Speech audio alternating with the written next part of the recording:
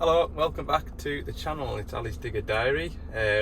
For those of you that have just joined us, since Braxton Car Breakers mentioned me in their video, I've gained a few more subscribers. So if you're new to the channel, welcome. This is basically a day in the life of a plant mechanic. I work in generally Cumbria and the borders, servicing and repairing Devellon diggers, the occasional Mechalac dumper. So yeah, welcome. Today I am heading out west Cumbria today to a DX62 to service it. Then I've got a DX19. The customer's complaining about the performance of the tracking, so we'll go and get a look at that. Then I need to get back to the yard because today, although it's Thursday, it's Friday for me today because I am on holiday tomorrow. So I want to get back to the yard and load up for a big service on a load and shovel on Monday. You won't see that service, but there's 2 other shovel services to do next week, so it's probably as well because you'll be sick of the sight of me spinning filters by the end of next week, I would imagine. So yeah, this is my new starting point for the day. Normally I start around the back after loading up, but it's absolute pandemonium around there at the minute. There's big tents getting built. There's, as you can see from the front, there's just equipment everywhere. The Rickaby show is on for the 6th and 7th of March. So it's a big show. They get all the used equipment from all the depots and bring it all up here, it seems.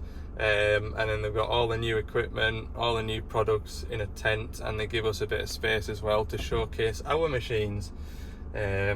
So yeah, we'll be doing our little bit probably the day before. we've only got a few diggers that we're going to put on the stand this year, I think. So yeah, I'm gonna head out, but just before I go, yeah, because it's my Friday, that's all I've got for my lunch today. I'll get myself a treat. I've got my genuine Milwaukee impeller,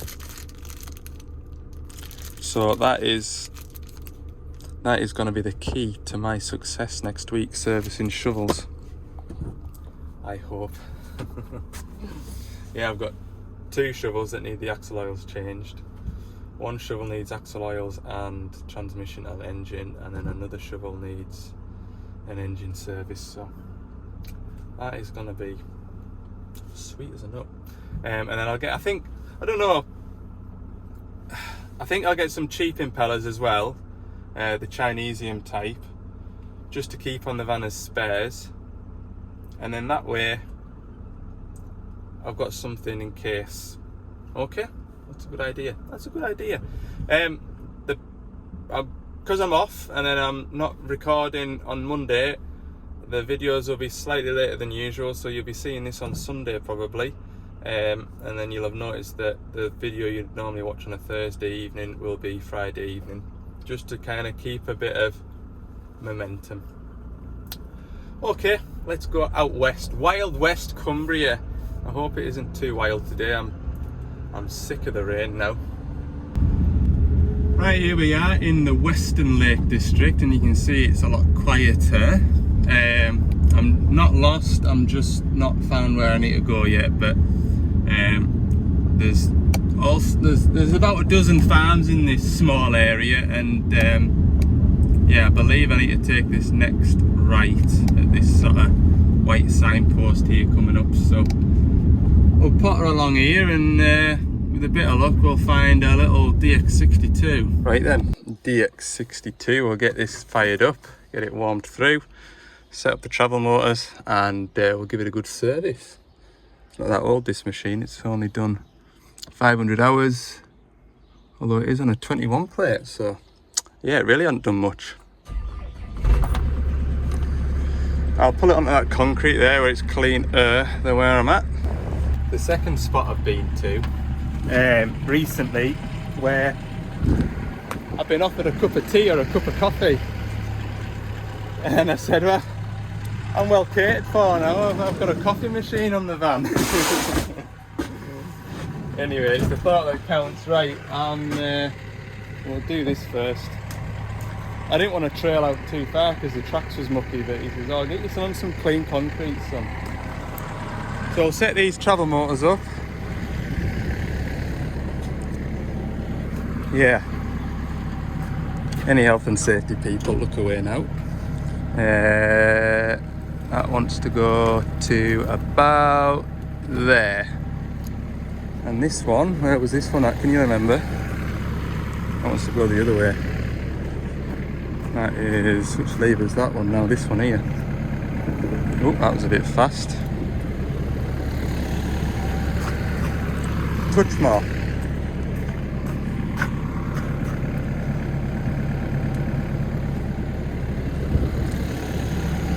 Oh, lovely.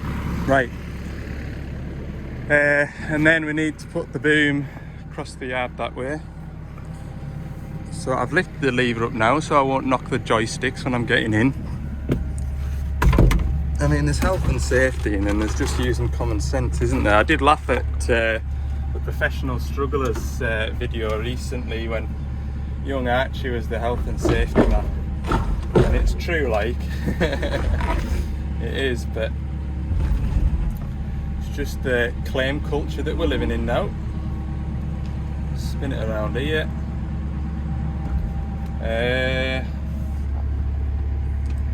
What's the chances they're going to want to go in that shed? Well, they'll just have to ask us to move the digger.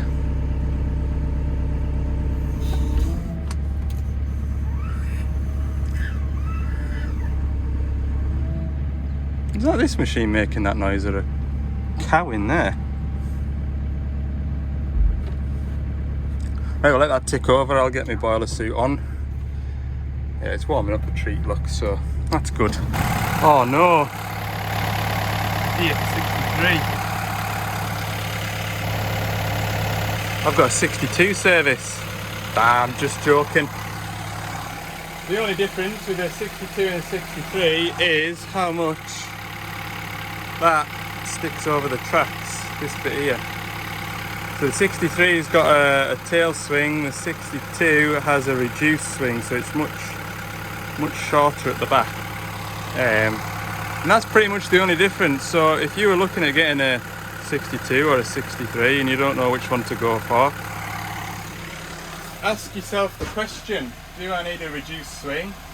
I mean, it's not a big tail swing on this machine, but perhaps if you were putting a rotor tilt or a steel wrist or something on the end of it, you probably want that little bit extra balance, in which case you go for the 63, just so you've got a little bit more counterweight, or even just a tilting bucket. Just, I would say the 62 would be grand for a hitch, a normal hitch and buckets.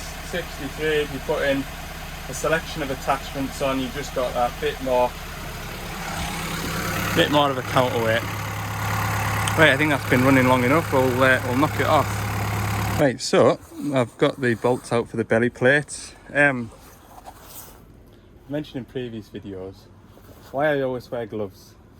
I like to try and keep the inside of my van nice and clean, because that is where I sit for a lot of my day, and I also eat my lunch, and there's absolutely no need to be a scruffy person. But the main reason is when you're working on people's machines, you've got to be aware that sometimes when they're out in the middle of nowhere, nature calls, you need to go to the toilet. And so you go to the toilet, don't you? And then you get back onto your machine and you work the joysticks, and then Ali comes along and he sits in the seat and works the joysticks. Gloves. But that's only half of it. We've had Roland Rat or Mr. Mouse in here, and we've got some feces. So I take these gloves off and I go and have my lunch later. I won't be eating that. So it's a safety thing. One of the safety rules that I would generally, every time I go to a machine, no matter how big or small the job is, generally I put some gloves on. I always remember that at college. Some of the lads there were truck mechanics or whatever, and they said that always put gloves on, because when a truck driver needs to go to the toilet, he pulls into a lay-by, and some of the muckier truck drivers will pee against the wheel, and then it'll go into the workshop for its 6-weekly inspection, and your hands are all over everything, aren't they? So yeah, keep it clean. There was one loading shovel a while ago now that I went to, and where the steps are up into the cab is where you fill the transmission up, and it was before I had my oil pump, and I was stood there pouring transmission on. I could just get the smell of a urinal. What's that smell? And then I thought, this shovel driver has been stood on the foot plate of his machine when he's needed the toilet and just literally got out the cab and taken a pee. Yeah, I always remember that. Got to keep that sort of thing in mind, unfortunately. It is what it is. Right, I'll drop the oil out of this machine. This one is a Yanmar engine, TNV4, 4TNV, should I say, 98. 4-cylinder engine. This one has after treatment on it, so we've got a DPF filter. The later models have an extra fuel filter, so there's 3 fuel filters, the engine oil filter. I think it's getting everything today. A 500-hour service on these is quite a big one. So we've got a return filter, air filters, and 1, 2, 3 fuel filters and an engine oil filter. And we'll obviously do the final drives, but I'll get this engine oil running while the engine's warm. So as I do this service today, I'm sort of in the frame of mind that some of you might not have watched these videos before, so yeah, you might want to go back and see, if you go all the way back, hang on a minute, what have I forgotten? You might want to go back and see when I built this van, when I first got it. The idea is that all my servicing stuff's at the back doors, so I'm not bringing oily drums and stuff making a mess of the floor, you see. So I've got my oil catching stuff at the back, and in this drum here, it's where I keep all my waste filters, and then when I get back at the end of the day to the yard, I don't have to empty my van or empty a bucket of filters. I can just collect them and then just have a good clear out once a week, depending on how many services I do during the week. Anyway, I'm going to do the final drives now. I'll drain this out. Another fellow asking as if I want a cup of coffee. Eee. Anyway, right, where am I up to? I'm just draining this engine oil filter. You see how it goes into that little cup down there when you're slacking it off, which is nice because it saves making a mess. What you do need to remember is to make sure that the hole isn't blocked up with muck, because that's what's just happened, and there was a race to find a pick. Them hubs are draining out nicely, the oil's not too bad at all, to be fair. It'll have done a bit of tracking and all because it'll be in a field doing field drainage, so generally you see a lot of tracking on the field drainage work. We'll loosen that off now. Let it finish draining. Right, get some filters out, shall we? So this one is the first fuel filter from the tank. What did I just do with my screwdriver? There. So it goes from the tank into here, and it goes from here through that there, which is the electric lift pump, pumps it up to this filter here, and then down to the high pressure fuel pump. So I'll do this filter first. What I do anyway, just to save the mess, is just take the whole filter housing off, take the 2 pipes off, take the 2 bolts off, and then get it all off and cleaned. And you can have a good look as well, check there's no sitting in there that shouldn't be in there, because it's surprising what you might miss if you can't see up into there. It's surprising there might be a bit of muck just sat blocking a gallery that you can't just see from where it's sat. And it also, like I say, just saves the mess. There you go, perfect example of why I removed the filter head. It'd be ready for a fresh filter, won't it? Wouldn't care. You saw me start it up and it kindled straight up, didn't bat an eyelid. Lovely. Well, I'll get all this cleaned up, get my compressor fired up. It's worse than I expected. Good lord, that's that diesel bug. Oh, like jelly. That's just testament to the machine, like it just batters on them things. Imagine how bad that filter would have to be before that thing stopped. Right, let's get into filter number 2. Just came over and I showed him his filter, and he was saying that he ran it out of diesel the other day, but it was showing 3/4 on the gauge, and the reason for that is, still got the lid off the tank, so I'll show you. It's all to do with this here. So you've got like a strainer there, and this sits in there. So the idea is, when you refill out of a Bowser or another digger or whatever using the refueling pump, you take the lid off the tank, which is what you should always do when you're using the refueling pump.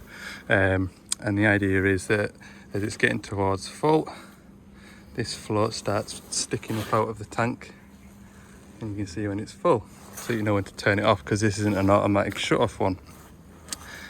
But depending on where this is in the neck of the tank, if it's there, the fuel level sensor goes into that part of the tank there, and it gets hung up on this, and it shows 3/4 full. So you think, oh, I've got loads of diesel for the day, and then you run the digger out of diesel, and it's all because of that. So my modification is to remove it, which I've checked with the customer beforehand. He says, oh yeah, do away with it if that's what it's going to do. The other thing you can do is just make sure every time that you sort of pre-start checks, is just make sure that in the filler neck it's not sat around that way, it's sat around that way like that. So yeah, anyway, let's have a look what's behind this filter, shall we? How you can see there, it is nowhere near as bad, and the water trap just got a little bit of sediment in the bottom there, which is more usual for 600 odd hours. So yeah, I'm happy with that then. I'll never, if you're new to the channel, everybody else will know, but I never pre-fill fuel filters before I fit them, because I like to know that when I'm priming the fuel system there's no restrictions or blockages. If it's bad to bleed up, then generally there's a reason why it's bad to bleed up. So yeah, it's just what I was always told to do, and even on the Doosan training they don't recommend pre-filling filters before fitting them, so do as I was always told. So that's the last fuel filter done now. So we've done all 3. I've taken the pipe off here which goes to the high pressure fuel pump, and I'm going to turn the ignition on, take them pipe clamps off, and wait until the fuel pours out, clamp it off, put it on there, and it should kindle up, no bother when I come to start it. That's bled up in no time. The fuel was absolutely pouring into there, so I know I've got no restrictions between there and the tank. So I'm just waiting for it to go through there, fill that filter, down through there, up into here, fill that filter, and down out of here. While I'm waiting for that, I'll just do the air filter, which is here. Last clip at the back's a bit of a one to get hold of, but there we go.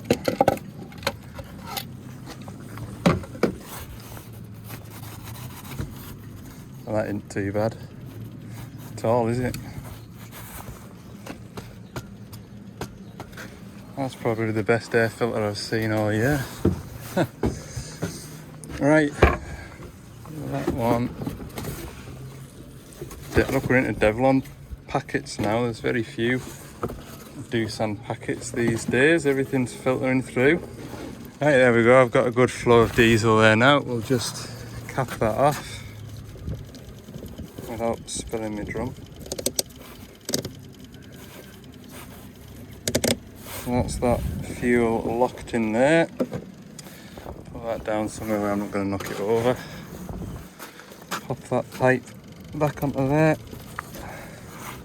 and put the spring clip, which I've strategically placed in a bad bit, back down onto here.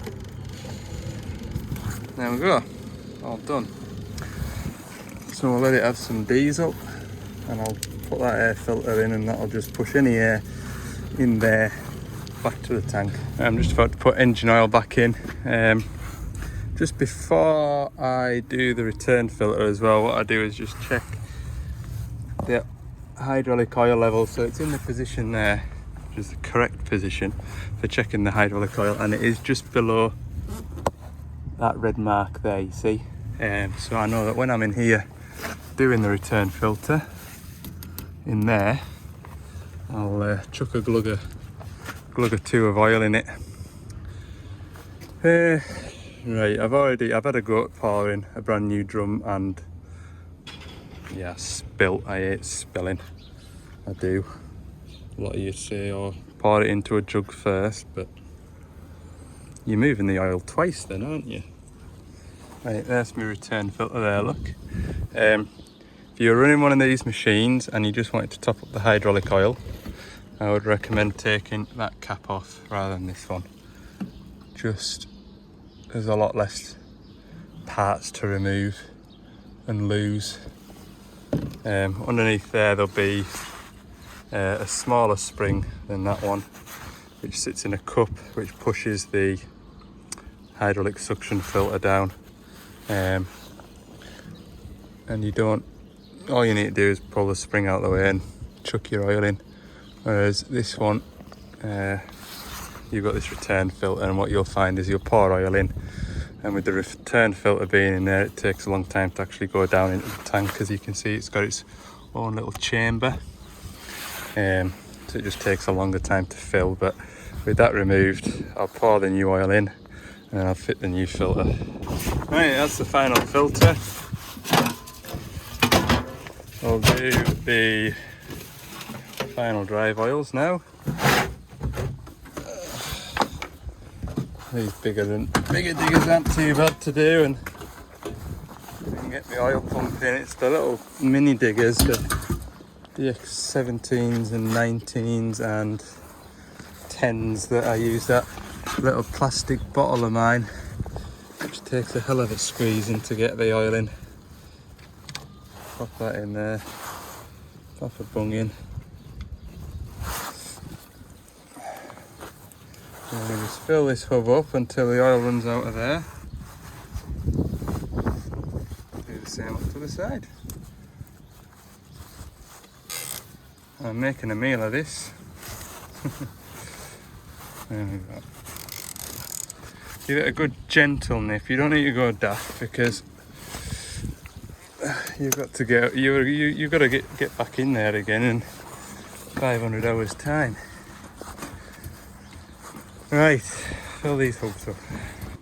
Right, that's a full service complete. You'll notice the bonnet is back up because I'm about to start it now, and I just want to make sure that none of the filters that I've replaced are leaking, because it has happened to me before. I'll scan your engine actually. The seal that seals the engine oil filter had split on the way back in. When I started it up and went round to the engine bay, there was oil spraying everywhere. So yeah, if I hadn't left the bonnet doors open, would have been a different story. Like, start it up. See how good my bleeding up skills are with the fuel.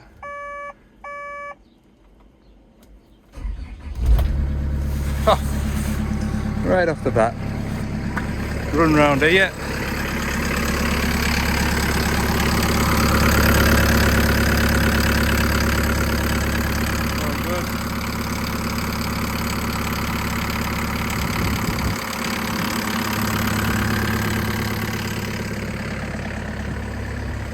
Right, I'm happy with that.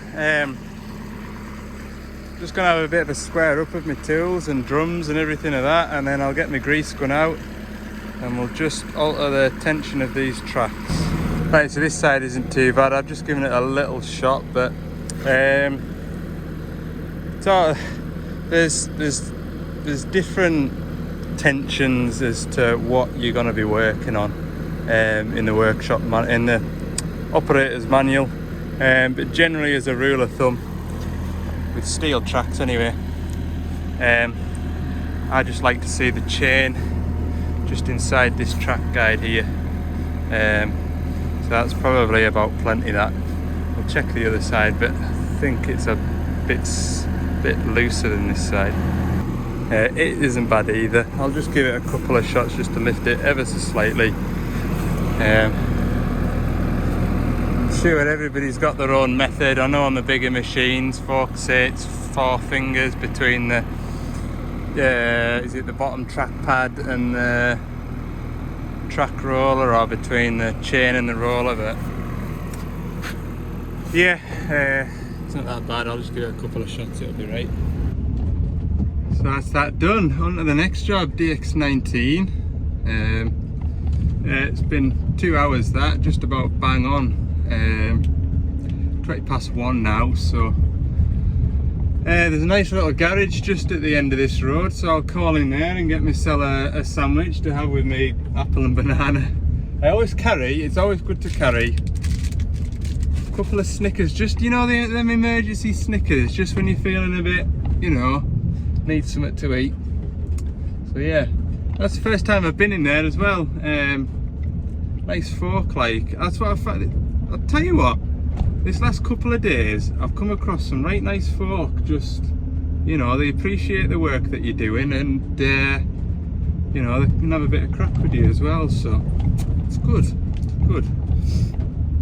Anyway, we'll run on to the next job. Okay, we're at another farm, a nice big shed as well. It's a shame it's not raining today. This DX9 team, and I basically we've got a tracking performance issue. You can't see it, but when I pull this lever back, there's a bit of resistance when I get to about there, and I'm sort of forcing it compared to this one.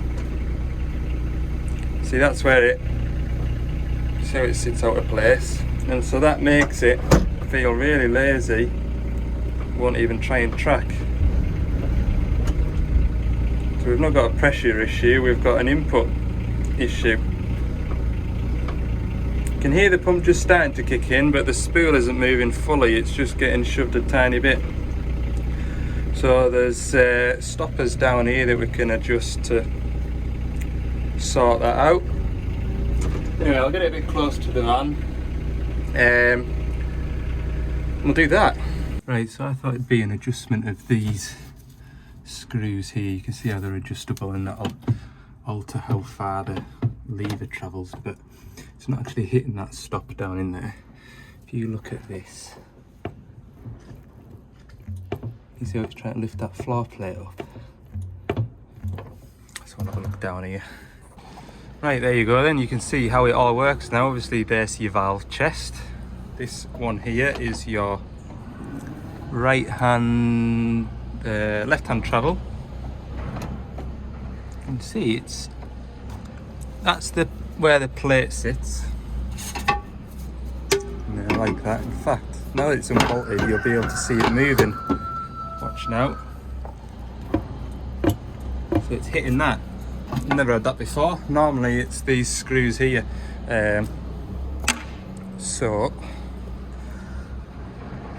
Presume that is clamped to this rod.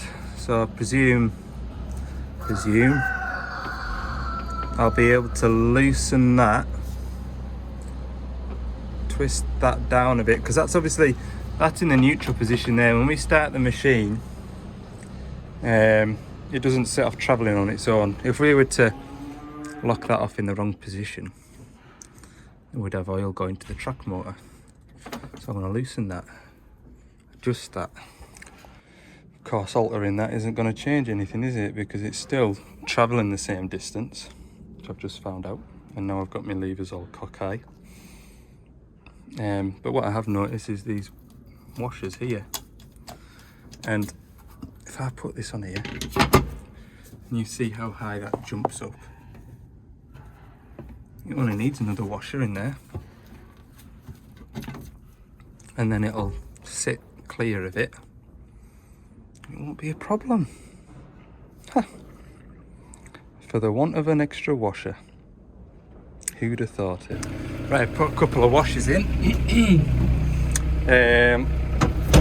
See how it does now. I'll just track around my floor mat, then I don't run over it.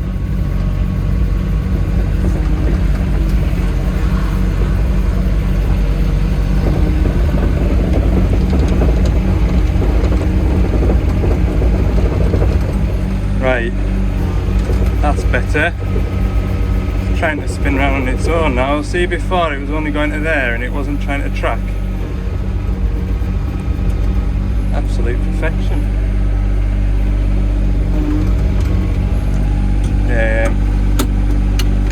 Yeah, I'm happy with that. Sprags round alright.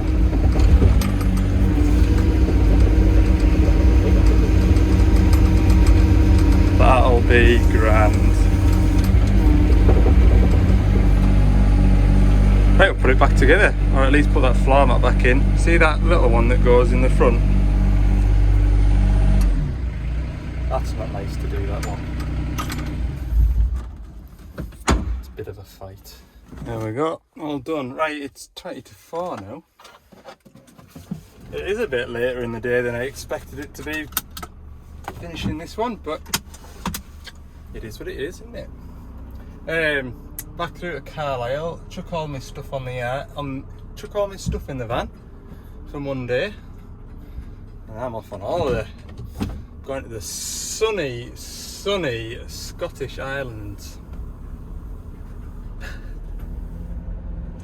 Yes, we'll see how that goes. I'll take a bit of footage because it's something different, and I'll show you that in the next video. So yeah, like I say, videos are a little bit staggered just to try and spread the sort of 2 working days that we're missing. So thanks for watching. I hope you've enjoyed the video this time. It's just a short one. Yeah, if you haven't already, I'd appreciate it if you click the subscribe button. That'd go down a treat, and I'll see you in the next one.